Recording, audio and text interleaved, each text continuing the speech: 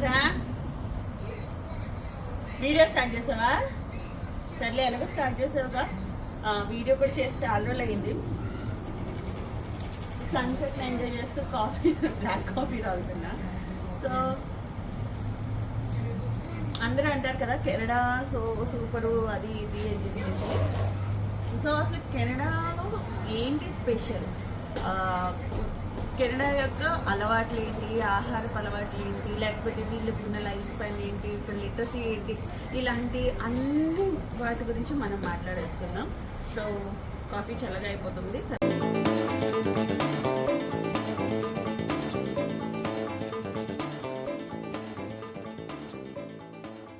చల్లని వాతావరణం, ఎటు చూసినా మంచు దుప్పటిలా కప్పుకొని ఉంటుంది.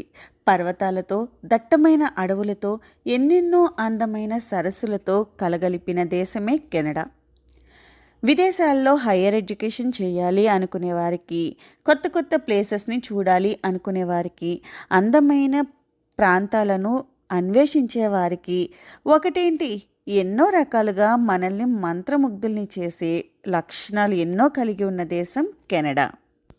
ఈ వీడియోలో కెనడా యొక్క బేసిక్ ఇన్ఫర్మేషన్ నుంచి ఇక్కడ ప్రజలు అలవాట్లు, వింత సాంప్రదాయాలు, ఆచారాలు, ఆహారపు అలవాట్లు, ఇంకా వగేరా వగేరా విషయాల గురించి చర్చించుకుందాం. మొదటిది పేరు. కెనడాకి ఆ పేరు ఎలా వచ్చింది అంటే, కెనడా అనే పదం హ్యూరన్ ఇరోక్వైస్ పదం కనటా నుంచి వచ్చింది. కెనటా అంటే అర్థం గ్రామం లేదా ఒక చిన్న స్థావరం అని. 1535లో స్టడకోనా అనే ఒక గ్రామం యొక్క దారిని చూపించడానికి క్యూబెక్ నగరవాసులు కనటా అనే పదాన్ని వాడేవారు. మొదట్లో అందరూ ఆ ప్రాంతాన్ని కనటా అని పిలిచేవారు. తర్వాత అక్కడి చీఫ్ అయిన డొనకోనా పాలిస్తున్న ప్రతి ప్లేస్ని కలుపుకొని కనటా కనటా అని పిలవడం మొదలుపెట్టారు. అలా కనటా నుండి కెనడాగా పేరు మారడం జరిగింది. ఇక రెండో విషయం ఏరియా. ప్రపంచంలోనే రెండో అతి పెద్ద దేశంగా దీన్ని చెప్పుకోవచ్చు. దీని ఏరియాని చూస్తే 99,84,670 చదరపు కిలోమీటర్లు. సింపుల్గా చెప్పాలి అంటే మన ఇండియా మీద 3 టైమ్స్ పెద్దది కెనడా. మూడవది పాపులేషన్, జనాభా. ఇక్కడ పుట్టి పెరిగిన వారికన్నా పక్క దేశాల్లో పుట్టి పెరిగి ఇక్కడికి వచ్చి స్థిరపడే వాళ్ళే ఎక్కువ. ఇక్కడ జనాభా 38.25 మిలియన్లు, అంటే 3.8 కోట్ల జనాభా. ఇక్కడ జనాభాలో 82% మంది కేవలం టాప్ సిటీస్లో ఉండడానికి ఇష్టపడుతున్నారు. పాపులేషన్ని బేస్ చేసుకుంటే ప్రపంచంలో 37వ స్థానంలో ఉంది కెనడా. మన ఇండియా కన్నా 3 రెట్లు పెద్ద దేశం అయినప్పటికీ జనాభా విషయంలో మాత్రం కేవలం మన తెలంగాణ స్టేట్ అంతమంది కూడా లేరు ఇక్కడ. Next flag. బ్రిటిష్ ఆక్రమణల్లో బలైపోయిన దేశాల్లో కెనడా కూడా ఒకటి. 1867 జూలై 1న బ్రిటిష్ నుంచి స్వేచ్ఛను పొంది స్వతంత్ర దేశంగా ఏర్పడింది కెనడా. కెనడా దేశంగా ఏర్పడిన దాదాపు 100 సంవత్సరాలకు, అంటే 1965 ఫిబ్రవరి 15న మొట్టమొదటిసారిగా కెనడా జెండాను రూపొందించారు. చూడ్డానికి చాలా సింపుల్గా 2 కలర్స్ కనిపిస్తాయి, ఎరుపు, తెలుపు. మధ్యలో మ్యాపిల్ లీఫ్ ఉంటుంది. రెడ్ కలర్ వచ్చేసి శ్రేయస్ని, ఆశను చూపిస్తూ ఉంటే వైట్ శాంతిని, ప్రశాంతతని సూచిస్తుంది. 11 కోణాలు కలిగిన మ్యాపిల్ లీఫ్ ఇక్కడ సంస్కృతిని, ప్రకృతిని రిప్రజెంట్ చేస్తూ ఉంటుంది. కెనడాకు రాజధాని. కెనడాకి రాజధాని ఒట్టావా. 1855లో కలప అంటే వుడ్ బిజినెస్కి మెయిన్గా ఏర్పడిన ఈ నగరం నెమ్మదిగా అభివృద్ధి చెందుతూ ఎంతోమందికి ఆధారంగా మారింది. కెనడా చాలా చల్లని ప్రదేశం కావడంతో ఇక్కడ వుడ్తోనే ఇళ్ళు అనేది నిర్మించడం ఎక్కువగా జరుగుతూ ఉంటుంది. కాబట్టి కలప బిజినెస్కి చాలా మంచి పేరు వచ్చింది. 1857లో విక్టోరియా మహారాణి కెనడాకి రాజధానిని ఎంచుకునే టైంలో పెద్ద పెద్ద నగరాలు ఉన్నప్పటికీ కూడా వాటిని కాదని ఈ ఒట్టావాని క్యాపిటల్గా సెలెక్ట్ చేసుకున్నారు. ఇప్పటి వరకు ఒట్టావానే క్యాపిటల్గా నిలిచింది. ఒట్టావా జనాభా కేవలం 14 లక్షల మంది మాత్రమే. ఇక్కడ ఎలాంటి ట్రాఫిక్, రద్దీ లాంటివి లేకుండా అంతా పచ్చగా పెద్ద పెద్ద భవనాలతో, చల్లని వాతావరణంతో చాలా అద్భుతంగా ఉంటుంది ఈ నగరం. నెక్స్ట్ ఇక్కడ కరెన్సీ. ప్రతి దేశానికి వాళ్ళ నిర్దేశించుకున్న కరెన్సీ ఉంటుంది. అలాగే కెనడాకు డాలర్స్లో ఉంటుంది. అయితే ఇక్కడ డాలర్స్ని కెనడియన్ డాలర్స్ అని పిలుస్తారు. దీన్నే సింపుల్గా సిఏడి అని అంటారు. మన ఇండియన్ రూపీస్తో కంపేర్ చేస్తే ఒక కెనడియన్ డాలర్ $61.34 ఉంది. ఇక్కడ $1 లోనీ అని, $2 టోనీ అని, 5 సెంట్స్ని నికిల్ అని, 10 సెంట్స్ని డైమ్ అని, 25 సెంట్స్ని క్వార్టర్ అని పిలుస్తూ ఉంటారు. అంటే మనం 5 పైసలు, 10 పైసలు, 25 పైసలు అని అంటాం కదా, సింపుల్గా అలా అనమాట. నెక్స్ట్ ఇక్కడ రిలీజియన్. ఈ ప్రాంతం ఎలాంటి రిలీజియన్కు పరిమితం కాకుండా గవర్నమెంట్ పూర్తి స్వేచ్ఛను ఇచ్చేసింది. అంటే సింపుల్గా చెప్పాలి అంటే ఇక్కడ పర్టికులర్గా ఒక్క రిలీజియనే ఉంటుంది అని చెప్పుకోవడానికి లేదు. ఇక్కడ క్రిస్టియన్స్ ఎక్కువగా ఉన్నమాట నిజమే, కానీ వాళ్ళతో పాటు ముస్లిమ్స్, హిందువులు, సిక్కులు, బుద్ధులు, యాదవులు, అలాగే ఎలాంటి కుల మతాలని పాటించని వారు, నో రిలీజియన్ పీపుల్ కూడా ఉన్నారు ఇక్కడ. ఇక్కడ మాట్లాడే భాషలు, లాంగ్వేజెస్, ఇక్కడ మెయిన్ 2 లాంగ్వేజెస్నే వాడుకలో ఉంచుతారు. ఒకటి ఇంగ్లీష్, ఒకటి ఫ్రెంచ్. నెక్స్ట్ లిటరసీ అంటే అక్షరాస్యత. టాప్ హయ్యెస్ట్ లిటరసీ రేట్ ఉన్న దేశాల్లో కెనడా కూడా ఒకటి. ఇక్కడ 99% లిటరసీ ఉంది. అంటే 99% అక్షరాస్యత ఉంది అంటేనే అర్థమైపోతుంది. ఇక్కడ ప్రతి ఒక్కరూ కూడా చదవగలరు, రాయగలరు. Next gender ratio. అంటే ఈ దేశంలో ఆడ మగ నిష్పత్తి ఎలా ఉంది అంటే ప్రతి 100 మంది అమ్మాయిలకు గాను 98 మంది అబ్బాయిలు ఉన్నారు. Next life expectancy. దీన్నే లైఫ్ స్పాన్గా కూడా చెప్పుకోవచ్చు. యావరేజ్ లైఫ్ స్పాన్ ఇక్కడ ఉన్న వ్యక్తులకి చూస్తే 82.66 సంవత్సరాలుగా చెప్పుకోవచ్చు. అందులో మగవాళ్ళు 80 సంవత్సరాల వరకు బ్రతకగలుగుతుంటే ఆడవాళ్ళు 84 సంవత్సరాల వరకు బ్రతకగలుగుతున్నారు. ఎక్కువ లైఫ్ స్పాన్ ఉన్న దేశాల్లో కెనడా 6th ప్లేస్లో ఉంది. అంటే ఇక్కడ ఆయుష్ అంత బాగుంది అంటే ఇక్కడ ఆరోగ్య పరిస్థితులు ఎలా ఉన్నాయి, వాతావరణ పరిస్థితులు ఎలా ఉన్నాయో మనం అర్థం చేసుకోవచ్చు. Next time zone. కెనడాకి ఇండియాకి సుమారుగా 10:30 గంటలు తేడా.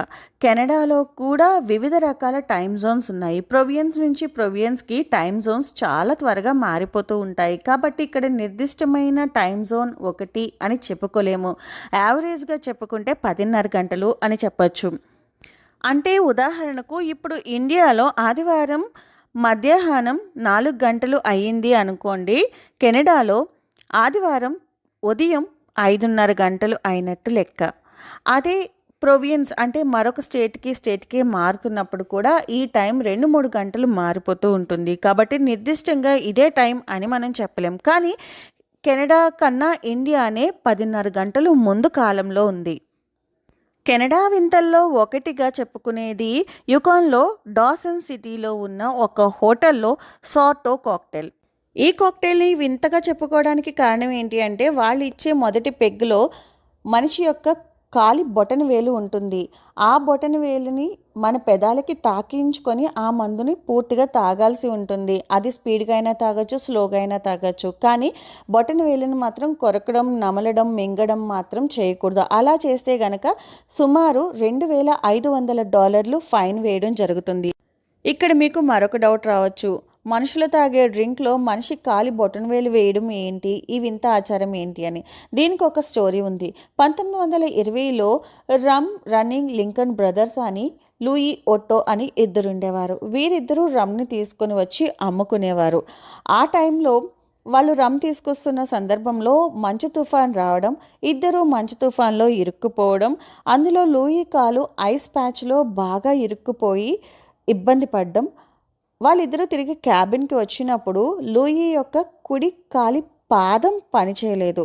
సో అక్కడ జరిగిన ఆ గాగరేజ్ నుంచి తన్ని సేవ్ చేయడం కోసం ఒట్టో తన దగ్గర ఉన్న గొడ్డలితో కుడి కాలి బొటన వేలుని కట్ చేసేసాడు. దాంతో బ్లడ్ ఫ్లో అనేది మళ్ళీ నార్మల్ అవుతుంది అని చెప్పి అలా లూయిని కాపాడగలిగాడు. అయితే ఈ సందర్భాన్ని గుర్తుపెట్టుకోవడం కోసం ఒట్టో ఆ బొటన వేలు ముక్కను తన దగ్గర ఉన్న రమ్ జార్లో వేసి తన క్యాబిన్లోనే దాచిపెట్టుకున్నాడు. అది కొన్ని సంవత్సరాల పాటు అలానే ఉండిపోయింది. ఆ తర్వాత జనరేషన్‌లో ఆ బార్‌ని టేక్ ఓవర్ చేసిన వాళ్ళకి ఆ జార్ దొరికింది. సో, దీన్ని హైలైట్ చేస్తూ అక్కడ పబ్లిసిటీని పెంచుకునేందుకు దీన్ని ఆచారంగా మార్చుకున్నారు. ఇలాంటి వింత ఆచారాల్లో చెప్పుకోదగింది మరొకటుంది. అదే న్యూ ఫౌండ్‌లాండ్‌లో డౌన్ టౌన్‌లో జార్జ్ స్ట్రీట్‌లో ఉన్న క్రిస్టియన్స్ పబ్‌లో. ఇక్కడ స్క్రీచ్డ్ ఇన్ అనే ఒక రమ్ చాలా ఫేమస్. సో, ఈ రమ్‌ని తాగాలి అంటే తప్పకుండా ముందుగా ఒక చనిపోయిన చేపను ముద్దు పెట్టుకోవాలి. దీనికి కూడా ఒక రీజన్ ఉంది. ఏంటంటే న్యూ ఫౌండ్‌లాండ్‌కు రమ్‌ని తీసుకురావడం కోసం చాలా కష్టపడేవాళ్ళు. సముద్రంలో చాలా దూరం ప్రయాణం చేసి సౌత్ నుంచి రమ్ అనేది తీసుకొచ్చి ఇక్కడ ప్రజలకు అందించేవారు. సో, ఇంత కష్టపడి వాళ్ళు సముద్రంలో సెయిల్ చేసి ఆ రమ్‌ని తీసుకొచ్చేవాళ్ళు. దాంతోపాటు చేపలను కూడా వేటాడి తీసుకొచ్చేవారు. ఆ సందర్భంలోనే వీళ్ళందరూ కూడా దొరికిన చేపల్ని ఆనందంతో ముద్దు పెట్టుకునేవారట. ఆ ఆనందాన్ని అందరూ పంచుకోవాలి అనే ఉద్దేశంతో ఇక్కడికి వచ్చిన విజిటర్స్‌ని కూడా ఇదే ఆచారాన్ని ఫాలో అవ్వాలి అని చెప్తూ ఉంటారు. అందుకే ఇక్కడ రమ్ తాగాలి అంటే కంపల్సరీ చనిపోయిన చేపను ముద్దాడాలి. ఇక్కడ సెక్యూరిటీ సిస్టమ్ చాలా బాగుంటుంది. మనం ఎక్కడ చూసినా సరే ప్రతి 5 నిమిషాలకి ఒక పోలీస్ ఆఫీసర్ అయితే తప్పకుండా కనిపిస్తూ ఉంటారు. అలాగే ఇక్కడ ప్లేసెస్ని చాలా నీట్గా ఉంచుకోవాలి. అలా కాకుండా ఎక్కడ పడితే అక్కడ చెత్తలు వేస్తూ అలా ఉంటే గనక ఇంచుమించు 2 సంవత్సరాల వరకు జైలు శిక్ష పడే అవకాశం ఉంది. ఇక ఇది సుందర దేశం ఎందుకయ్యింది అంటే మొత్తం భూమి పైన ఎన్ని సరస్సులు ఉన్నాయో అందులో సగానికి పైగా సరస్సులన్నీ కూడా కెనడాలోనే ఉన్నాయి. ఒక్క కెనడాలోనే 8,79,800 సరస్సులున్నాయి. ప్రపంచంలోనే అతిపెద్ద సరస్సులుగా పేరు తెచ్చుకున్న సుపీరియర్ లేక్, హ్యూరాన్ లేక్లు కూడా కెనడాలోనే ఉన్నాయి. ఇక వీరి అలవాట్లకొస్తే కెనడా ప్రజలు టీవీ ఎక్కువగా చూస్తారు. యావరేజ్గా రోజుకి 4.5 గంటల పాటు టీవీని చూడడానికి ఇష్టపడతారు. వరల్డ్స్ లెంతియెస్ట్ స్ట్రీట్ ఏది అంటే అది కూడా కెనడాలోనే ఉంది. ఒంటారియోలో ఉన్న యంగ్ స్ట్రీట్. ఇది సుమారు 2000 కిలోమీటర్లు పొడవు ఉంటుంది. అంటే అర్థం చేసుకోవచ్చు ఎంత పొడవు ఉందో అని. అలాగే ప్రపంచంలోనే పొడవైన నేషనల్ హైవేస్లో ఒకటైన ట్రాన్స్ కెనడా హైవే కూడా కెనడాలోనే ఉంది. ఇది 7,821 కిలోమీటర్ల పొడవు ఉంటుంది. కెనడా యుఎస్ఏ సరిహద్దు. ఇది కూడా ఒక వింతే. ప్రపంచంలో అతిపెద్ద సైనిక రహిత సరిహద్దుగా దీనికి పేరు. అంటే ఈ సరిహద్దులో మనకి ఎలాంటి సైనికుడు కనిపించడు. కెనడా జనాభాలో 90% మంది ఈ సరిహద్దు ప్రాంతానికి 160 కిలోమీటర్ల భూభాగంలోనే నివసించడానికి ఇష్టపడుతున్నారు. ఇక వాతావరణం గురించి చెప్పుకోవడానికి ఏముంది, ఇక్కడ అంతా కూడా చాలా చల్లగా ఉంటుంది. సుమారు 4 నుంచి 6 నెలల పాటు ఈ కెనడా అంతా కూడా చాలా చల్లగా మారిపోతుంది. ఇక అన్నిటికన్నా చాలా చల్లగా ఉండే ప్రదేశం ఏది అంటే ఇక్కడ విన్నీపెగ్ అని చెప్పచ్చు. ఈ విన్నీపెగ్ ప్రదేశం చాలా చల్లగా ఎప్పుడు ఐస్తో కప్పబడి ఉంటుంది కాబట్టి ఇక్కడ ఐస్ స్కేటింగ్ చేయడానికి చాలా వీలుగా ఉంటుంది. కాబట్టి ప్రపంచంలో పొడవైన స్కేటింగ్ జరిగేది కూడా ఇక్కడే. సాధారణంగా వెహికల్ నెంబర్ ప్లేట్స్ అనేవి అయితే స్క్వేర్లోనో లేకపోతే రెక్టాంగిల్లోనో మనకి కనిపిస్తూ ఉంటాయి. కానీ కెనడాలో ఉన్న నూనెవుడ్లో బైక్, కార్ ఎలాంటి వాటికైనా సరే నెంబర్ ప్లేట్స్ అనేవి ధ్రువ ఎలుగుబంటి షేప్లో కనిపిస్తూ ఉంటాయి. ఎందుకంటే ఇక్కడ ధ్రువ ఎలుగుబంట్లు చాలా ఫేమస్. ప్రపంచంలోనే ఉన్న ధ్రువ ఎలుగుబంట్లలో సగం ఎలుగుబంట్లు ఈ నూనెవట్లోనే ఉంటాయి. ఆ ప్రాంతాన్ని ఈ ఎలుగుబంట్లకు చిహ్నంగా ఈ విధంగా వీళ్ళు నెంబర్ ప్లేట్లో డిజైన్ చేసుకున్నారు. కెనడాకి 3 పక్కలా కూడా 3 మహాసముద్రాలు కలిగి ఉంటుంది. తూర్పు నుంచి అట్లాంటిక్, పడమర నుంచి పసిఫిక్, ఉత్తరం నుంచి ఆర్కిటిక్. అందుకే ఇది చూడ్డానికి అతి పొడవైన తీర ప్రాంతంగా కనిపిస్తుంది. కెనడాలో నివసించే వారి ఆహారపు అలవాట్లు చూస్తే డోనట్స్ వీరు ఎక్కువగా తీసుకుంటూ ఉంటారట. ప్రపంచంలో ప్రతి మూల కూడా డోనట్స్ తినేవారు ఉంటారు. అయితే ప్రపంచంలోనే కెనడా ఈ డోనట్స్ తినేవారి విషయంలో మొదటి ప్లేస్లో ఉంది. 100 కోట్ల డోనట్స్ వీరు తింటున్నారట. ఎలక్ట్రిసిటీని ప్రొడ్యూస్ చేసే పవర్ ప్లాంట్స్లో యురేనియంని యూజ్ చేస్తూ ఉంటారు. యురేనియం తవ్వకాల్లో కెనడా అగ్రగామిగా ఉంది. ప్రపంచంలో అతిపెద్ద యురేనియం గని అయిన మెక్ ఆర్థర్ రివర్ మైన్ సస్కటూన్ కెనడాలోనే ఉంది. అత్యధిక చమురు నిల్వలు కలిగిన మూడో దేశంగా, ఎక్కువ హైడ్రో ఎలక్ట్రిక్ పవర్స్ని ప్రొడ్యూస్ చేసే నాలుగో దేశంగా, అలాగే చాలా రేర్గా దొరికే మూలకమైన సీసాను ఉత్పత్తి చేసే ఒకటో దేశంగా కెనడా ఉంది. ఇక్కడ ప్రజలు సంతోషంగా ఉన్నారా లేదా అని జరిపిన ఒక సర్వేలో 55% జనాభా హ్యాపీగా జీవిస్తున్నారట. 32% జనాభా చాలా చాలా సంతోషంగా జీవితాన్ని గడుపుతున్నారట. కెనడా భూభాగంలో సగం అడవులతో నిండిపోయి ఉంది. ప్రపంచంలో 3వ అతిపెద్ద అటవీ ప్రాంతంగా కెనడా ఉంది. ఇక్కడ ప్రధాన ఎగుమతుల్లో వుడ్ ఒకటి. ఈ ఫారెస్ట్లో మనం 180 రకాల చెట్ల జాతుల్ని చూడొచ్చు. ఇక్కడ ప్రజలకున్న అలవాట్లలో ముఖ్యమైనది మందు తాగడం, సిగరెట్లు కాల్చడం. ఇక్కడ సగం మందికి పైగా మద్యం అలవాటు ఉంటుంది, అలాగే గంజాయి అలవాటు కూడా ఉంటుంది. గంజాయి తీసుకోవడం తప్పు కాదు అని ప్రకటించిన 2 దేశాల్లో కెనడా ఒకటి. 2017 నుంచి గంజాయి పూర్తిగా చట్టబద్ధం చేసింది ఇక్కడ గవర్నమెంట్. 18 సంవత్సరాలు అనేది గవర్నమెంట్ నియమించిన వయసు మందు తాగడానికి. అయితే 12 సంవత్సరాలు నిండిన దగ్గర నుంచే ఇక్కడ పిల్లలు మద్యానికి అలవాటు పడిపోతున్నారు. 2015లో చేసిన ఒక సర్వేలో 15 సంవత్సరాల వయసు గల వారే ఎక్కువగా మద్యాన్ని తీసుకుంటున్నట్టుగా తెలుస్తోంది. 3.8 కోట్ల మంది జనాభాలో 80% మంది ఆడ మగ కలుపుకొని ఇద్దరికీ మందు తాగే అలవాటు ఉంటుంది. పెళ్లి కాని అమ్మాయిల కన్నా పెళ్ళై పిల్లలు ఉన్న ఆడవాళ్లే ఎక్కువగా మద్యాన్ని తీసుకుంటున్నారు. ఇంకా ఇక్కడ సిగరెట్ తాగడం కూడా చాలా కామన్. ఆడపిల్లలు లేరు, మగపిల్లలు లేరు, ఎవరైనా సరే సిగరెట్ కాలుస్తూనే ఉంటారు. బహుశా ఇక్కడ వాతావరణానికి ఆ వెచ్చదనాన్ని ఒంట్లో తెచ్చుకోవడం కోసం ఈ విధంగా చేస్తున్నారేమో అని కూడా అనుకోవచ్చు. ఇక కెనడా ఐస్ వైన్కి చాలా ఫేమస్. గడ్డ కట్టిన గ్రేప్స్తో ఈ వైన్ని తయారు చేస్తారు. ఇంకా ఇక్కడ 14 సంవత్సరాలు పైబడిన ప్రతి ఒక్కరూ కూడా జాబ్ చేసుకునే హక్కుని కల్పిస్తోంది గవర్నమెంట్. అయితే 16 సంవత్సరాలకి తక్కువ ఉన్న వారికి వర్కింగ్ అవర్స్లో కొన్ని నిబంధనలు ఏర్పాటు చేసింది.